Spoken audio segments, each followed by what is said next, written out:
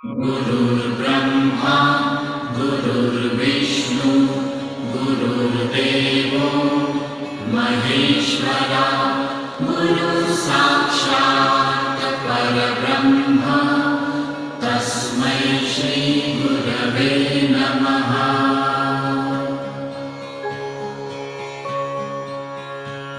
Guru Brahma, Guru Vishnu, Guru Devo, Maheshwara, Guru Sakshat Parabrahma, Tasmai Shri Gurave Namaha.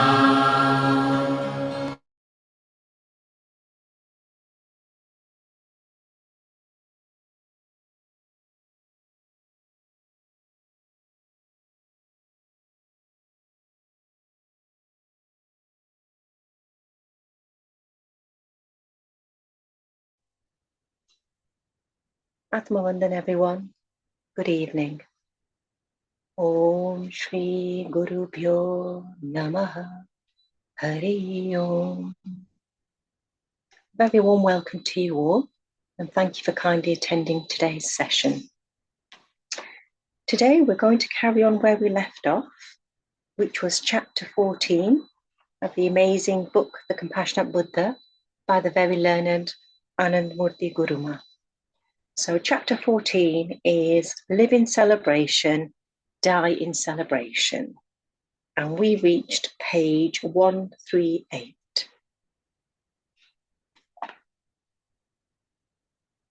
Although there are people who can't let go of even old, worthless things, one 80-year-old gentleman has still kept his childhood tricycle.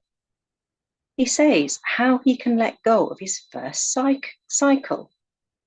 I asked him, if he can't give up his first cycle, how would he give up his body then? He said, that is what I'm trying to figure out, how to prevent my death. Can you give me some advice, as I know sages have so many remedies? What is death? It is no big deal, really. Neither do I know, nor do I recognize this entity called death. I have found the right path, and I happily run along it. I recollect the dialogue that took place between Alexander and Diogenes. Diogenes was a mystic who always lived nude, and it is not difficult to understand the reason why some sages would live naked. They would live in isolation, far away from any civilization, living amongst the trees and animals. So where is the question of covering your body? From whom and for whom? Incidentally, there was a woman sage in Kashmir called Laldaye. Hindus would call her Laleshwari. She stayed naked all her life. Once a fakir went to meet her and said that she, being a woman, should cover up her body. She replied, when I don't have any shroud, any veil from my Lord, why should I bother covering up his children? In the era of King Janak, there was another spiritual female mystic called Gargi, who lived nude. Once she walked into the court held by King Janak. There was a discussion occurring between all the learned scholars. All of them lowered their eyes when they saw the naked Gargi. Seeing their response, Gargi said, I had thought I was entering a court full of scholars, but instead I find this court is full of people dealing with hides, as all you can see is my skin. And I had come to participate in the scholastic discussions. Then Rishi Yajnavalkya commenced his discussion with Gargi. The Rishi would answer her questions, and Gargi would answer his questions. Then Gargi started asking such perplexing questions from the Rishi that he was unable to answer them. This infuriated him, and he stood up in anger, saying, Shut up, O woman, or else you will end up with a cracked skull. The scholastic discussion of the highest spiritual realm was brought down to the level of a debate between a man and a woman. Gargi walked away with answering a fool is akin to revealing one's own foolishness. Likewise, Diogenes too stayed naked, nude, or gave up even on that.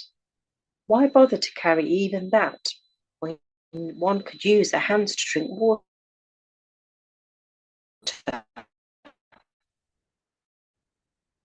He had a strong and healthy body, nurtured him well. When Alexander saw him, Diogenes was lying on the ground with his eyes closed. Alexander, being an emperor, was expecting Diogenes to get up and acknowledge his presence with reverence. But Diogenes did no such thing. This infuriated Alexander, who brandished his sword, saying that wasn't Diogenes afraid to be killed for his misdemeanor. Diogenes calmly replied, "Go ahead, if you so wish. Let me too see what death is like. For my wisdom says that death can't touch me." This statement further incensed Alexander, and he thundered, "Don't you know who I am?"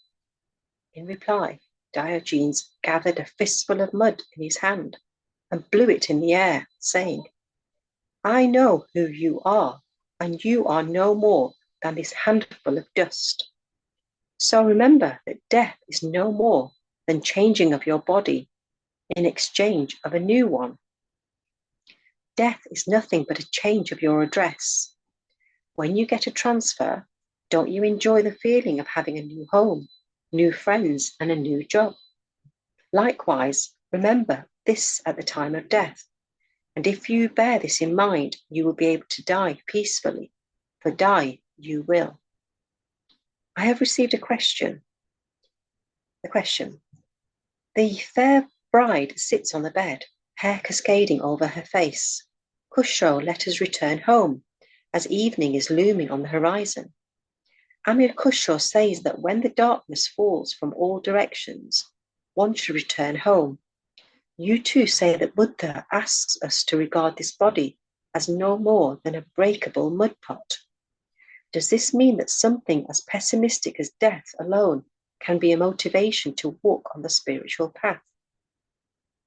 Isn't there something more celebratory that can stimulate the need to tread the path of spirituality, so that one performs the spiritual practices with joy and gaiety and not because of the fear of death? You quote Khusro, but don't understand him. Where is Khusro being pessimistic? He is talking about death, but has given such a beautiful analogy. He says the fair bride sits on the bed. On a lighter note, Khusro doesn't say the dark bride, so very typical of the Indian male psyche to be obsessed with fair complexion. He has given such a beautiful corollary.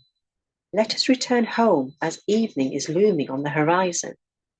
He voices this cheerfully, for how can returning home be a gloomy affair?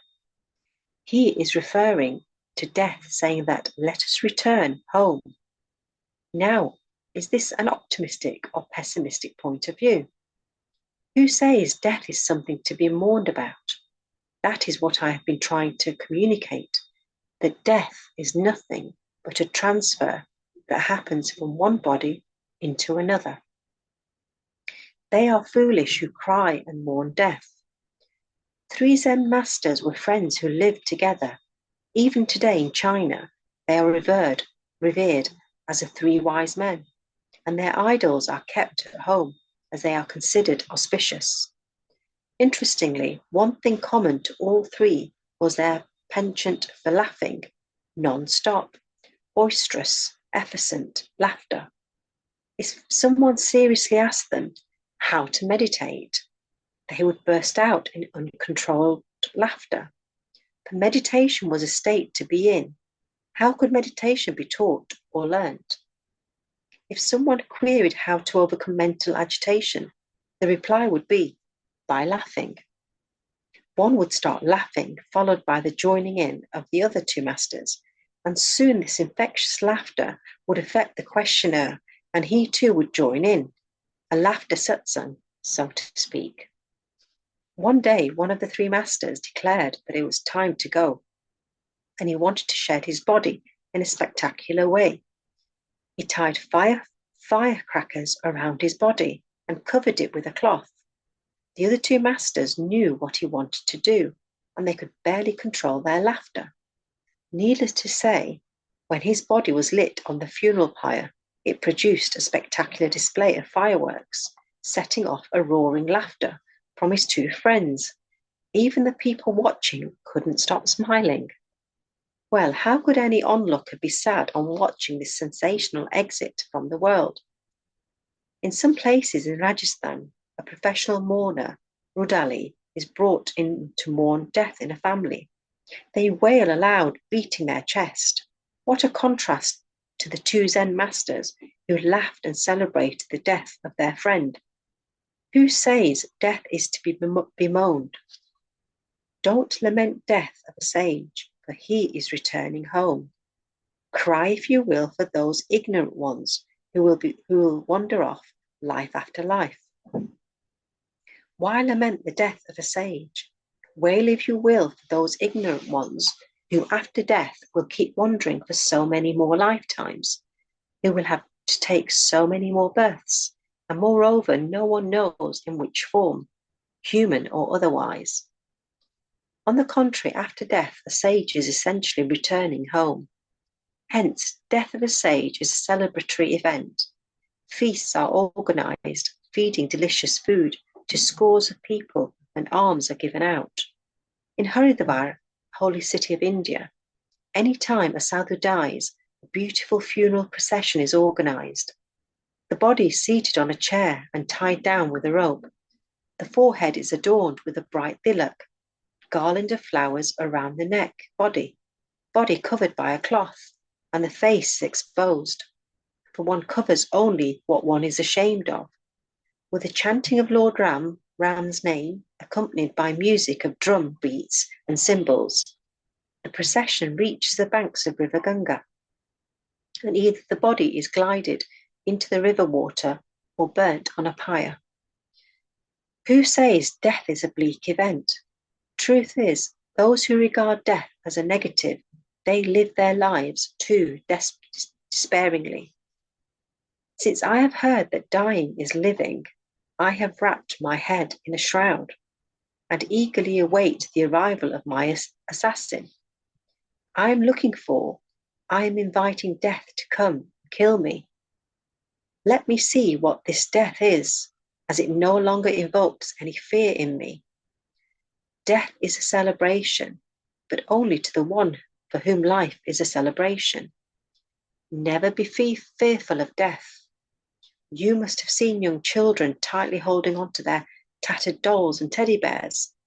The dolls are worn out with bald head and dirty clothes, yet the child holds the dolls close to her chest, refusing to let go. When the child grows up, the coveted toy changes its form. Now the teddy bear gets replaced by money, home, car, spouse, children. Earlier he couldn't live without the teddy bear. Now he can't live without these objects. Why do you ask if there is anything positive that one can take as a motivation to do spiritual practice? I say, what can be more positive than death? And moreover, death is nothing but a lie. Even at this moment, so many cells are being created and so many are getting destroyed. Death is happening every moment. Hundreds of cells in the body are dying every moment. Hair falls out every day, and you don't have any qualm about chopping grown nails either. Do you mourn the hair that falls whilst combing every day? On a lighter note, a lady with sparse short hair went to the parlour and asked the beautician to arrange her hair in a fashionable bun. The beautician, noting the sparse and short length of her hair, remarked, "Do you want it in French or Indian style?" The lady eagerly said, "French." When she started arranging her hair, some locks of her hair came off. So she asked the lady, "What should I do now?" The lady coolly replied, "Well, just tie them up in a ponytail, adorning it with some beads." The beautician complied, but in the process, some more hair fell off. A little hair strand was left, but the courageous lady didn't give up. She confidently said, "In that case, I will be happy just leaving them untied, leave them open. What is death? It is nothing but a migration from one place to another." To those who ask whether they will go to heaven or hell after death, my reply is, what is your mental state now? Are you in heaven or hell now?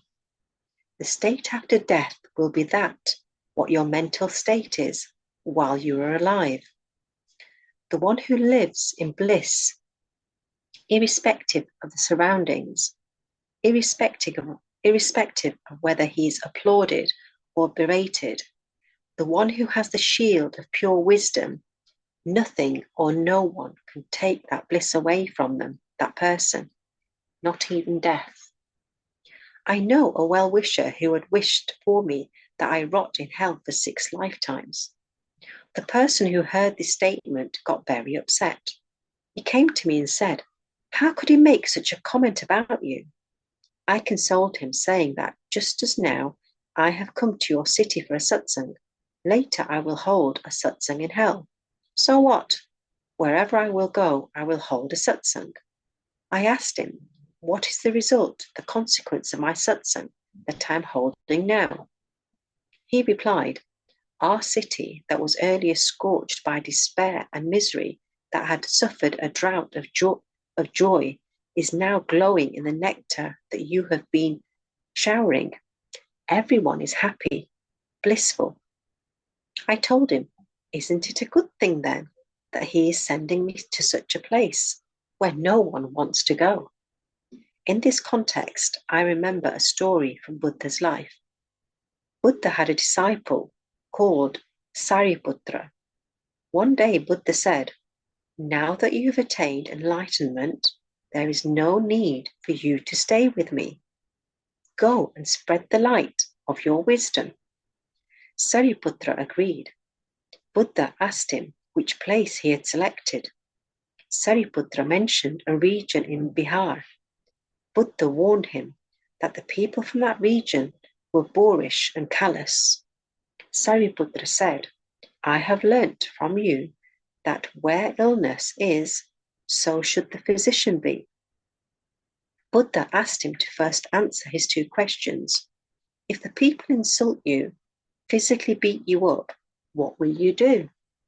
Sariputra replied, I will view the situation optimistically, regarding them as good human beings.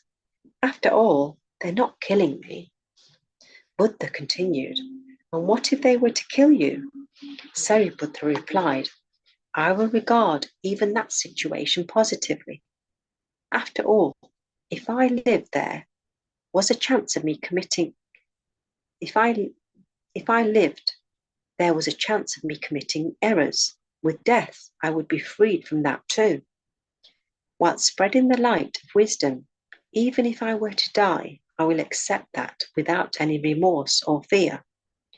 On hearing this, Buddha said, you are absolutely worthy and deserving, steadfast in your bliss, never losing your mental balance and accepting all with humility. Hence, the wish expressed for me by the said gentleman that I go to hell is in fact a good thing, because the residents of hell must be in so much pain and anguish, and no one else is willing to go there and assuage their misery. I will go there and apply a soothing balm to their unhealed wounds.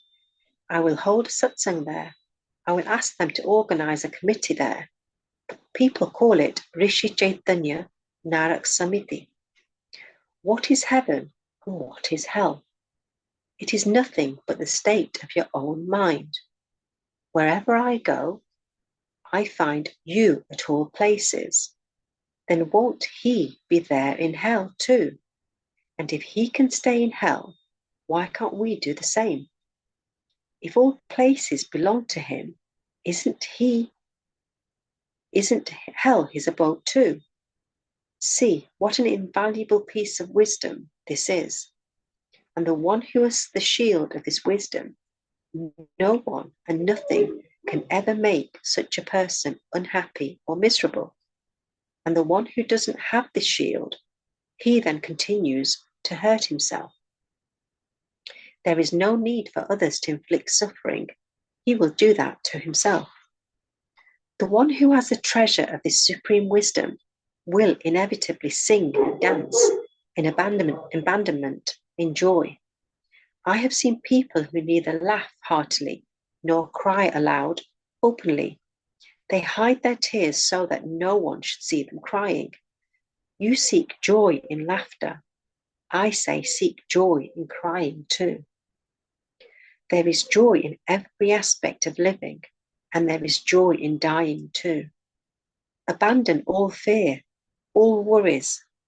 Give your entire burden to the Lord within, who is forever with you, never deserting you, even for a moment. Feel the divine presence in every atom within and without. Live joyfully and die fearlessly. Fearlessly. Fearlessly. Okay, chapter 15. The ocean in the drop. You are the upon whom you meditate. You are the whose name you chant. Keeping eyes closed, you are meditating on thee. You are his reflection, his face, you are thee. Where rain falls without cloud, makes the world green. One who relishes the greenery is thee. My master made me drink the divine wine. That bliss is thee. Bliss too is thee. You are none but the one who meditate upon. You are none but the one who nourishes, who flourishes this world, and also the one who sees all the luscious greenery created.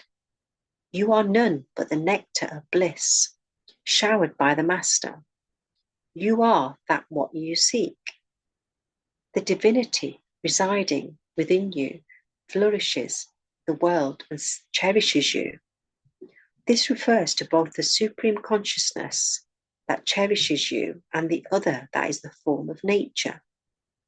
The entire prolific vegetation and greenery. Moreover, the face of the divine is none other than your own face. You are the one you meditate upon. The highest, the greatest experience anyone can have, and the pinnacle of achievement.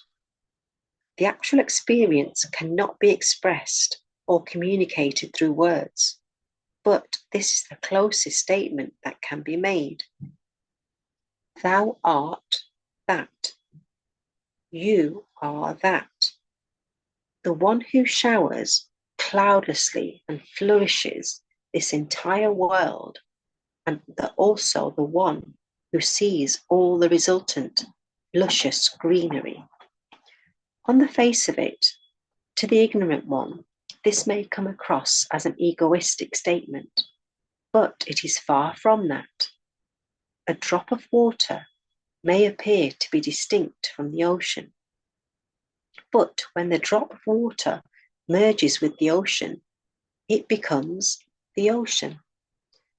Likewise, the concept of I and ego exists only as long as the drop of individual self regards itself separate from the ocean of supreme consciousness. But after seeking, one finds that it is the oceanic, all-pervading, eternal, supreme consciousness itself that is hiding in the seemingly limited identity of this drop of I. And when this drop merges with the ocean, by breaking the barricade of illusion, the limited I merges into the limitless. Now the drop can proclaim its identity as the ocean, if it so wishes. The one who is responsible for the existent greenery in nature, and the one who observes this greenery, the supreme consciousness present in the observer and in the observed nature. They are not two, but one and the same. The one who has understood this truth by his own experience can say that he is responsible for the greenery, for the rising sun. There is a well-known quotation in Vedanta. Light in the stars is mine. I reflect in the sun and moon. I am that ever blissful, supreme consciousness. I am none other than Shiva. I am just Shiva. The one who has experiential knowledge of his or her real macrocosmic identity, the one who has attained the higher wisdom and knows the truth, can declare, I am the cause and creator of this world. I am responsible for the flourishing nature, for the rising of the sun, the moon, and the stars. I am the creator. I am the witness. The creation is by me and for me. It is in this state of being that Sri Krishna had proclaimed in the Bhagavad Gita, I have created this entire universe and nature, and all beings are but my extension. It is I who has created death, and it is I who has created Kuber.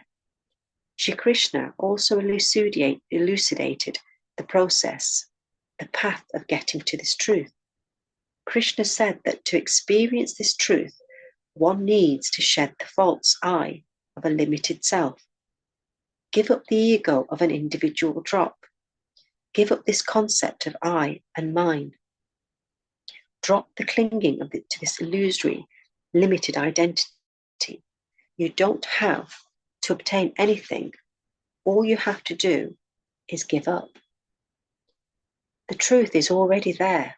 All you have to do is drop the lie of a limited I. God is undubitably apparent, but it is you who has covered your eyes with a veil. You don't remove the veil, hence you can't see him. Remove the veil and you will find that you are incomparably the best. Who is the best of all? I am. How come? Well, who can surpass the supreme consciousness that is the witness present beyond the confines of the body, senses, mind, and intellect?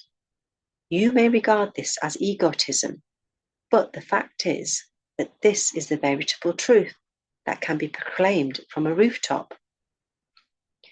Just remove the veil, my dear.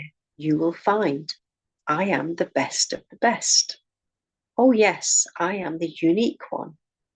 I am the eternal blissful truth, the quintessentially whole. But who will really understand the worth of these statements? Only the one who has a fierce, desperate hunger to experience this wisdom.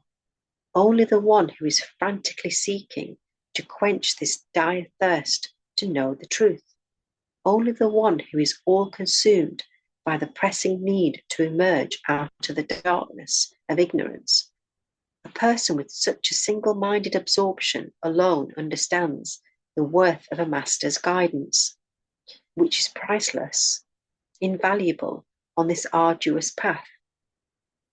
And it is only such an individual who wholeheartedly, unreservedly works on himself so as to acquire the eligibility of becoming a disciple, pursues the masters relentlessly so as to catch the eye of the master, to beguile, to charm the master so that the master accepts him as the disciple. And this is not an easy job. In fact, far from it. As my disciples will relate, they have gone through a grueling period of testing and scrutiny. Only a person who has successfully charted the rough waters of this testing and evaluation can emerge as a staunch, ardent disciple, and only such a steadfast disciple can really connect with the master. Most people never proceed beyond the stage of being listeners, just enjoy the chanting, singing, eat the prasad, consecrated food, and maybe derive some superficial intellectual enjoyment. That's all. But the one who has burned in the fire of intense dispassion to the world, he alone deserves and has the ability to receive the highest wisdom. Only such a person who has the ability to retain the nectar of wisdom, not the others, and after all the grueling practice and preparation, when the flower of enlightenment finally blossoms inside, when the explosion of wisdom occurs inside, then the person scales such heights, reaches such a pinnacle of glory that it dwarfs the sky. And I keep repeating this statement. To reach this pinnacle, this acme, you wouldn't need to listen to me again and again. If only you were prepared. How long did it take King Janak to get enlightened? The condition was that the time required for his enlightenment should be as long as it would take him to put his foot into the stirrup for mounting the horse. And Ashvathakra did exactly that. On the other hand, if one is not prepared, if one doesn't have this merit, this worthiness, then just keep spinning on the wheel of this samsara of birth, suffering, death, and rebirth. The cycle will go on and on and on, and everything you do on the spiritual path will just be a casual time pass. Going to the Guru will be time pass. Listening to discourses will be time pass. Meditating will be a time pass. This path is not for the faint-hearted, neither for those who want to do this as a part-time hobby, lacking any serious commitment, who want to have their cake of the worldly pleasures while occasionally eyeing the fruit of the spiritual pursuit, who regard this as yet another way of passing the time. I will take you as long as it takes you to be prepared. So if a delay is occurring, it is from your end and not on his part. It is indeed a shame on you if the Guru has to ask you to get up early and meditate. If the Guru has to ask you to observe silence, when the fire of quest is raging inside, then no one has to do anything. The inner glow happens on its own accord. As then the quest becomes the deriving force in your life, then the journey becomes beautiful, wonderful. For many, the journey hasn't even commenced, despite listening to innumerable discourses. For some others, although the journey has commenced, there are so many interruptions that he or she has to start all over again. Such should be the depth of contemplation that one forgets to eat, sleep, laugh, and there's no time even to die. Such should be the fervour for meditation. Such should be the inner stillness. And vairagya, intense dispassion, is an indispensable tool that creates such a deep inner stillness that perhaps cannot be achieved even by meditation. The depth is brought by vairagya, knowledge, imparts ascent, and vairagya imparts depth. Vairagya is the key to achieve depth in inner stillness, and this transforms you completely, so much so that anyone who comes near you can sense that something special, the X factor, so to speak, in you. On the other hand, those who live at the plane of the mind, having nothing special about them, you feel like getting away from such people. Who is inside you? You are none other than he. The one whose face you meditate upon. Your face is that face. But alas, now you don't have the time to look at his face. You are too busy seeing the faces of your children, grandchildren. Remember, you don't want to see, hence, it doesn't want to show you. In northern India, there is a custom that after the wedding, when the bride first enters the groom's house, those who want to view the bride's face covered by a veil have to give her money to be able to do so. Well, the Lord is waiting for you to pay the price before he unveils himself to you. After all, nothing is free in this world, as you all very well know. And if one has to pay for the worthless objects of this perishable world, what can one say about the price of the priceless? You could have lived in rapture. You can live in rapture. I sang the song, remove the veil aside and see that you are the best of best. I was in rapture when I sang, and you got to taste a few drops of this ecstasy. But that is not your own ecstasy. And the fact is that you keep on returning to me so that you get a glimpse of that ecstasy, of that euphoria. Otherwise, why would you want to give up the comfort of your home and come here in the sweltering heat? But then you people are strange, for you get satisfied with a mere glimpse, little realizing that this film trailer is the grace of the Master. It is but a fleeting promo. It is, after all, his treasure. And as long as you don't obtain the treasure yourself, you will remain incomplete. Have you seen a kite flying in the sky? Will it make sense if the kite starts feeling good about itself, thinking that it's due to the kite's efforts it is soaring in the sky? Is it the kite's efforts, or is it the efforts being made by the person on the ground flying the kite? Well, when a disciple reaches this Master, the Master uses the thread of his wisdom and the disciple soars in the sky, like the kite. But due to your limited intellectual capacity, you think you have achieved all there is to be achieved. You think, when I close my eyes, I enter the state of meditation. But you don't realize that it is your Master who is giving you that experience of meditativeness.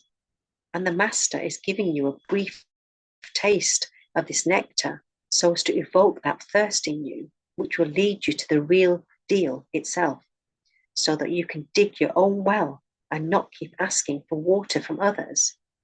That thirst will make you self-reliant, and you will then not need any crutches to successfully tread this path, attaining the height of bliss and clarity imparted by the higher wisdom.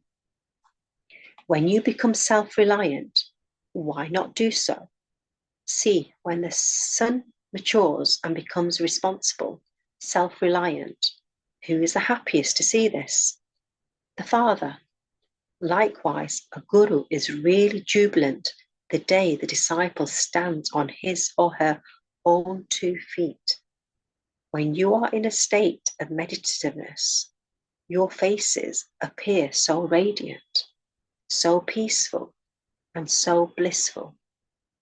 This pleases the Master to no end. Remember, you cannot make the Master happy by gifting objects, flowers, money. If you want to make your Master happy, then dive in deep, take a deep plunge inwards, and know that your real I is no different to his I.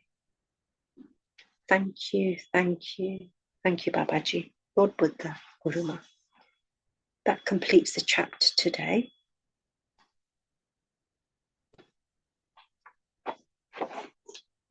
Kindly sit in a meditative position.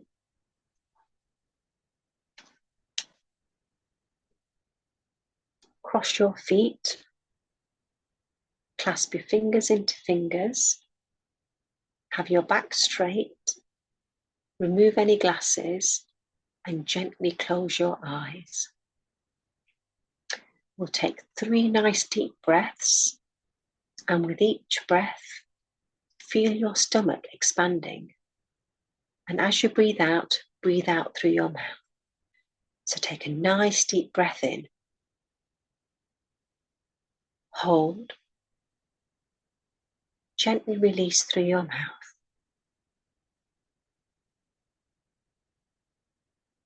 Take a nice deep breath in. Hold. Gently release through your mouth. Take a nice deep breath in again.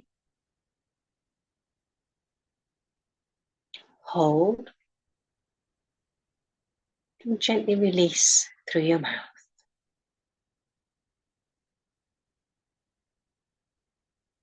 And as you take your breath, feel the cool air coming in through your nostrils,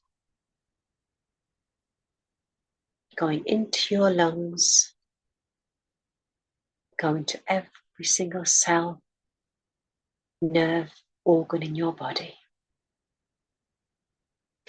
Recharging, re-energizing you. Lots and lots of positivity. And as you breathe out, feel the warm air going out, being all the unwanted air, all the toxins, all the negativity being washed out through your nostrils. Focus and be in the here and now. Do not worry about the past or the future. Just focus on your breathing. Feel totally calm and relaxed. Take your attention to your feet and feel how calm they are, relaxed they are. The toes of your feet totally relaxed. Top of your foot, sole of your foot, your ankle, totally at ease. Focus on your calf muscles. Feel them totally relaxed too. Your knees, your thighs, your hip area, totally at peace. All your organs are working in sync. Your kidneys, pancreas, big intestine, small intestine, your lungs, your stomach, your heart. Everything is working in total harmony and peace. Without you even having to instruct anything to work, it just works naturally. Every breath that you take is helping all your organs to function, all your cells to be nourished. Feel your neck totally relaxed. Lower your shoulders, and again, feel them at peace. Upper arm, lower arm, hands, totally relaxed. Focus on your face, top of your head, back of your head, ears, eyes, nose, mouth. Your whole skin is totally at ease.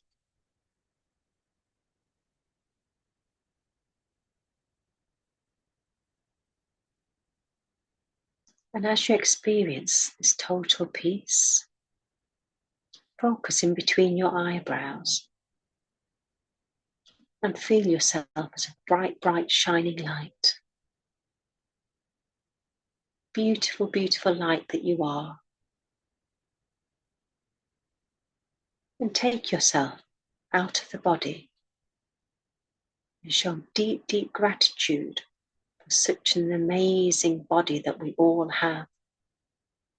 Such a beautiful, beautiful gift from the divine that functions so, so easily. And take yourself higher and higher. And as you leave the roof of your home, feel free as a bird. as if you've got wings that allows you to fly higher and higher. And as you go above, you see the treetops and all the beautiful houses underneath, all the greenery. And you see the beautiful, beautiful flowers all smiling and dancing with the wind. This earth, Mother Earth, is so, so beautiful. And as you fly higher and higher, you see the gliding birds around you. They look so, so happy, in peace, in harmony. They fly in flocks, they stick together with one another, are unified with one another. You can hear them chirping and singing along as you fly past them. And as you head upwards, you come across this beautiful, beautiful cloud. And as you see this cloud, you merge with the cloud, and now you feel as if you are a cloud, just gliding away, taking everything in your stride. You feel totally, totally light, as if you're being carried away with the wind. Nothing's holding you down.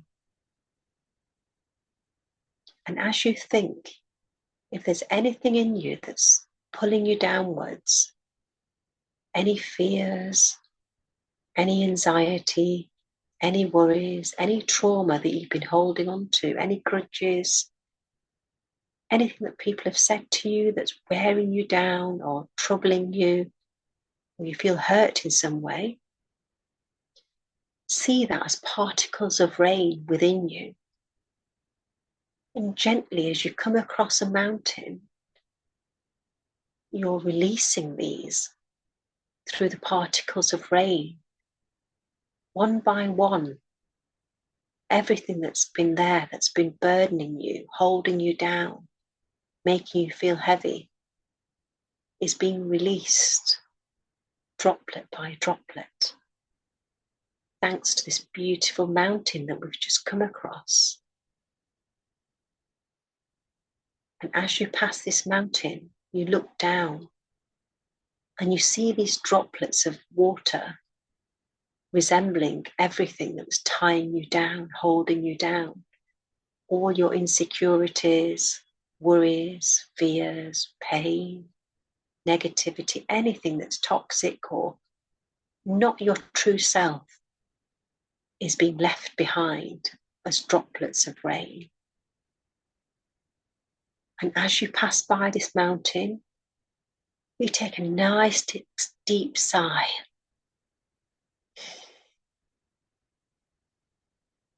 You feel totally, totally empty, at ease, at peace. You've left behind everything that was holding you back. And you are now totally in the here and now, at ease, at peace.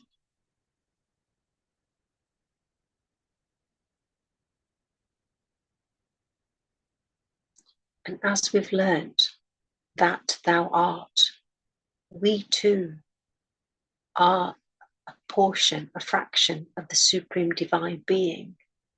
We are part of that same ocean, that same light. So feel the strength within, the love within, the joy, the bliss, as you carry on gliding as a cloud. You feel totally, totally unified with everything and everyone around you. You are one with the cosmos, one with the nature. Nothing can actually tear you down or break you down anymore because you've released it all. You are free, light, just like this beautiful cloud. that's now a bright, shining white colour. Previously, it was dark grey and cloudy. But now that you've let go of everything that's holding you back, all your tensions have disappeared. You feel free and light. And as you're gliding along, pretend that you're dancing. You're dancing to the music that's coming from within. The music that the wind is giving to us, guiding us and helping us be on the right path. Feel totally free, one with the divine. Enjoy this experience that we are so blessed to know about, to experience and feel totally free.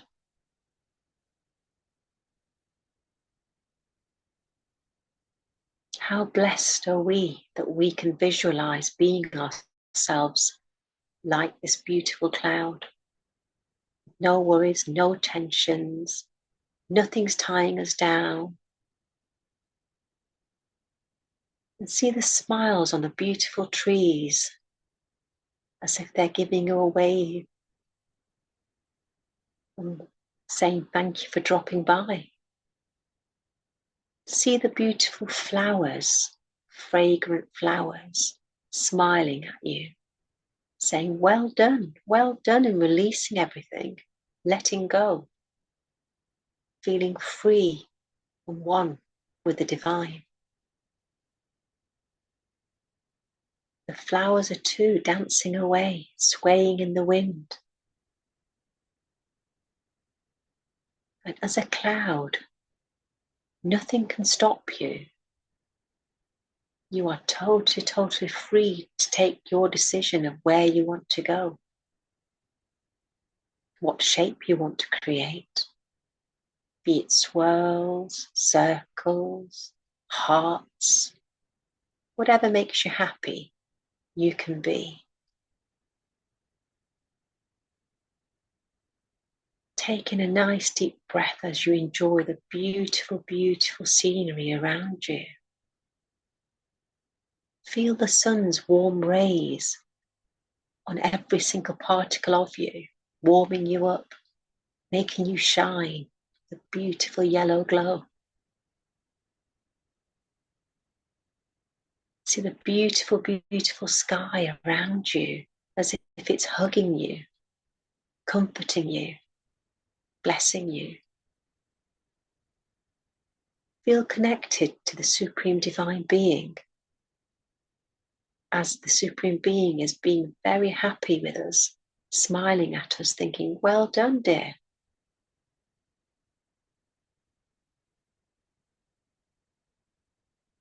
And as we glide along, feeling totally at peace, full of ecstasy and happiness, dancing away with no worries whatsoever. Feel totally transformed, light and airy. And as we pass by the beautiful countryside, the beautiful grass around us, see yourself now as that bright sparkling light, shining diamond that we all are. So you're coming back to your own true self as a shining bright light. Gently see yourself swaying in and out through the cloud, seeing all the rooftops, treetops, beautiful flowers. Smell the fragrance of the beautiful trees, flowers.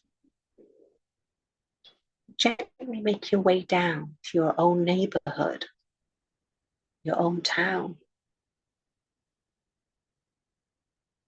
And as you come back to your own home, let's pay our tribute and gratitude to our parents for blessing us with this beautiful body, mind, and soul, for all their hard work, everything they've done for us in providing the food, nourishing us, a roof over our head, for all the clothes, the shoes, everything they provided for us, to our grandparents and all our ancestors for their teachings, guidance, help and support, even today. Deep, deep gratitude to every single teacher, every single guru that's actually took time, energy and effort in explaining things to us to help us be steadfast and independent and to grow on our spiritual paths. Deep, deep gratitude to the 5 elements for protecting us, nourishing us, helping us in every shape and form.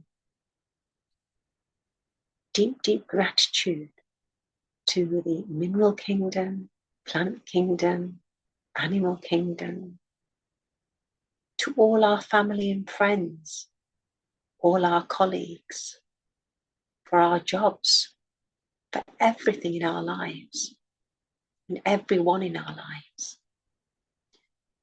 To the whole cosmos, this beautiful planet Earth, to the oceans, deep, deep gratitude to everyone and everything that has had a part to play in our lives.